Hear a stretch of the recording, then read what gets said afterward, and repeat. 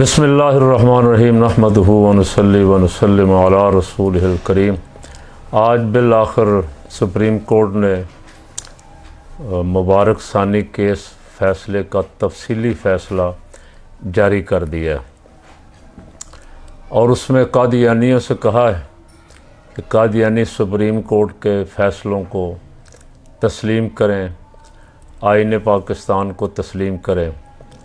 और ये फ़ैसला जो है इसका असर सिर्फ मुबारक सानी ज़मानत तक होगा, बाकी तमाम दफ़ात जो शामिल की गई थी उड़ा दी गई हैं। अल्हम्दुलिल्लाह, अल्लाह का लाख लाख शुक्र है। सितंबर के महीने में 1974 में भी कादियानियों को कौमी असम्बली में शिकस्त फाश हुई। कादियानी रसूल पाक सल्लल्लाहु अलैहि वसल्लम की ख़त्म नबूवत को चैलेंज करते हैं। उनके नज़दीक मिर्ज़ा ग़ुलाम कादियानी नबी है और हजूर सल्लल्लाहु अलैहि वसल्लम से भी माज़अल्लाह सुम्मा माज़अल्लाह बढ़कर है।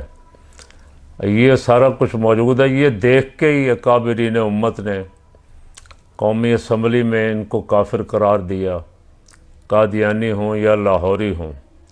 उसके बाद से लेके अब तक ये कोई ना कोई साजिश करते रहते हैं, क्योंकि इनके सरपरस्त जो हैं अब वो चाहते हैं पाकिस्तान में इंतशार, फितना, फसाद बर्पा होता रहे, मुसलमान दिलजमी के साथ कोई एक काम ना कर सकें, मुसलमान आपस में लड़ते रहें और कादियानियों को ज़बरदस्ती का मुसलमान बना के पेश किया जाए और मुसलमानों को ज़हनी तौर पे खलफशार का शिकार रखा जाए।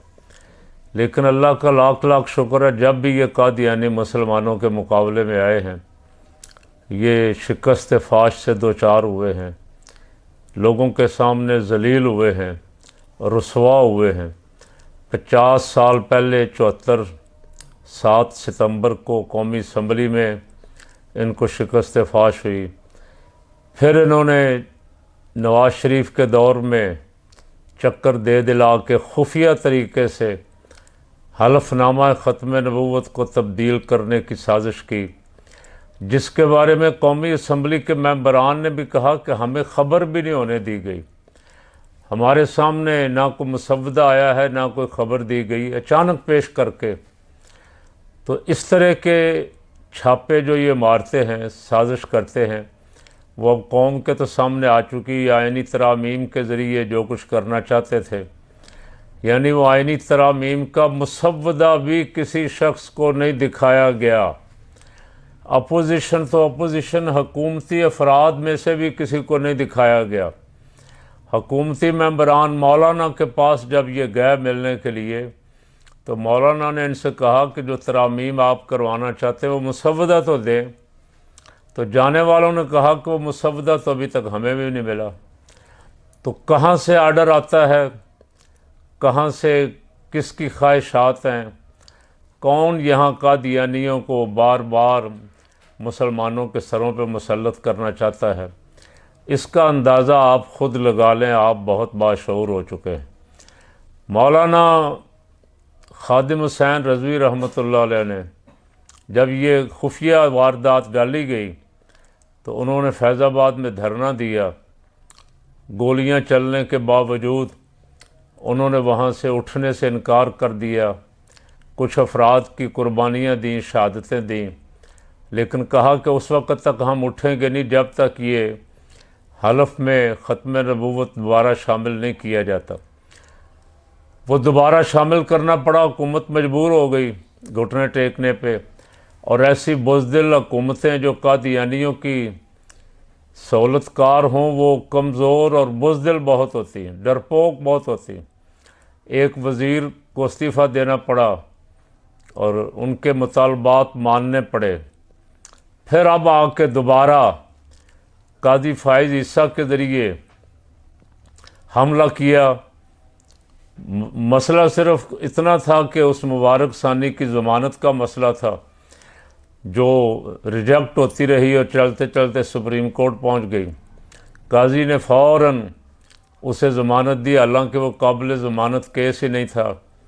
उस पर जो दफ़ात लगी हुई थी, जो उसने इस्लाम और ख़ातमुन नबिय्यीन सल्लल्लाहु अलैहि वसल्लम के साथ तौहीन आमेज़ सलूक किया था, यानी तफसीर सग़ीर छापना, उसे तकसीम करना, उसका दर्स देना, उसका पढ़ाना कानूनन नाजायज़ है।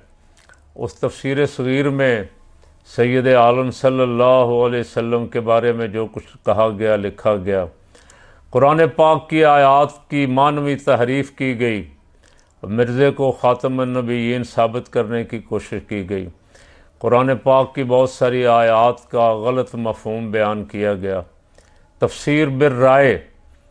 तो वो सारा कुछ देखते हुए भी काजी फ़ाइज़ ने सिर्फ़ वाह वाह लेने के लिए, वो जानता था कि पिछली दफ़ा भी ये मसला नून लीग के दौर में खुफिया तरीके से ख़त्म नबूवत का हलफ तब्दील करने की कोशिश हुई थी, और अब भी फिर इम्पोर्टेड हुकूमत है, नून लीग की हुकूमत है, बल्कि बाद में जो 47 पे बिठाई गई हुकूमत है उनकी तरफ से, पता नहीं इनको अल्लाह की तरफ से नूनियों को ऐसी मार पड़ी है कि ये उल्टे काम सारे जितने हैं ये सब इनके हिस्से में लिखे हुए हैं। ये बजाय इसके कि इसके सामने डट के खड़े हों। फ़लस्तीन का मसला अभी इनके दौर में पेश आया, साल हो गया है, सालगिरह के मौके पे, जंग की सालगिरह, यानी साल पूरा जब हज़ारों अफराद शहीद हो चुके, को 16-17 हज़ार बच्चे ज़िबा हो चुके, को 167 मस्जिदें या 176, बाद ने 176 कहा, बाद ने 166 कहा, मस्जिदें शहीद हो चुकी हैं, अस्पताल सारे गिराए जा चुके, स्कूल कॉलेज और जितने भी इदारे थे सब बर्बाद कर दिए गए। फिर पाकिस्तानी हुकूमत को याद आया कि यकजहती फ़लस्तीन के लिए एक कॉन्फ्रेंस बुलाएं। इससे पहले सेनेटर मुश्ताक बेचारा जमात इस्लामी का वो एहतजाज कर रहा था फ़लस्तीन के लिए, उसको पकड़ के बंद कर दिया, उसकी बीवी को भी, उसके बच्चे को भी। उनको इजाज़त नहीं दी गई एहतजाज करने की भी, और बाकी भी जो एहतजाज के लिए निकले उन्हें गिरफ़्तार कर लिया गया। एहतजाज करने वालों को बैन कर दिया गया कि एहतजाज करने की भी इजाज़त नहीं है। तो इनकी बदनीयती का तो इससे अंदाज़ा लगाया जा सकता है कि ये किस तरह बदनीयत हैं। फ़लस्तीन के साथ इनका कोई दूर का भी ताल्लुक़ नहीं है। ये कौम को धोखा देने के लिए, बल्कि मामलात जो मुल्की मामलात हैं उनसे कौम की तवज्जो हटाने के लिए इन्होंने फ़लस्तीन पे कॉन्फ्रेंस की। ज़रदारी, नवाज शरीफ और बाकी अफराद जो मर्ज़ी के अफराद थे उनको बुलाया, और बदकिस्मती देखें कि जो जमातें फ़लस्तीन की हिमायत में सबसे ज़्यादा निकली हुई थी, तहरीक लब्बैक पाकिस्तान, उनको नहीं बुलाया, जमीयत उलमाए पाकिस्तान को नहीं बुलाया। हालांकि जमीयत उलमाए पाकिस्तान के साथ कोई मामलात ज़रदारी साहब के ठीक भी हैं, इसके बावजूद नहीं बुलाया। तो इससे इनकी बदनीयती का अंदाज़ा होता है कि ये बदनीयत हुकूमतें, हुक्मरान फ़लस्तीन का नाम सिर्फ अवाम को बेवकूफ़ बनाने के लिए ले रहे, ज़र्रा बराबर भी इखलास नहीं। PTI ने वैसे बाइकाट किया, और उन्होंने बाइकाट बजा किया कि जब हम निकलते हैं एहतजाज के लिए फ़लस्तीन की हिमायत में तो हमारे लोगों को गिरफ़्तार कर लिया जाता है। हमारे कारकुन अगर फ़लस्तीन का झंडा लेकर निकलते हैं तो उनको गिरफ़्तार कर लिया जाता है। तो ये फ़लस्तीन के साथ कहाँ मुखलिस, ये फ़लस्तीन के साथ अगर मुखलिस होते तो मैं पूरी ज़िम्मेदारी से कहता हूँ ये जंग अब तक बंद हो चुकी होती। इसराइल की ज़रूरत नहीं थी कोई इस्लामी ममालिक का, और सारे इस्लामी ममालिक अगर एक तरफ खड़े हो जाते तो इनके सामने 8 दिन भी खड़ा रह सकता, लेकिन इन्होंने मुजरिमाना खामोशी का मुजाहरा किया। 7 दिन तो दरकिनार, इन्होंने बोलना भी गवारा नहीं किया, उनके हक़ में कोई लफ्ज़ मज़म्मत का भी इसराइल के ख़िलाफ़ नहीं कहा।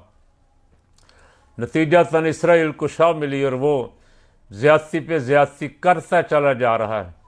लेकिन दिल ये कह रहा है इंशाअल्लाह मेरे रब को मंजूर हुआ तो बहुत करीब है इसराइल का ख़ात्मा होने को, और नेस्त व नाबूद होगा, जलील व रसवा होगा, और इंशाअल्लाह इसका नामो निशान भी मिट जाएगा। मैं अर्ज़ कर रहा था कि कादियानियों ने किसी न किसी तरफ से वार करने की कोशिश की।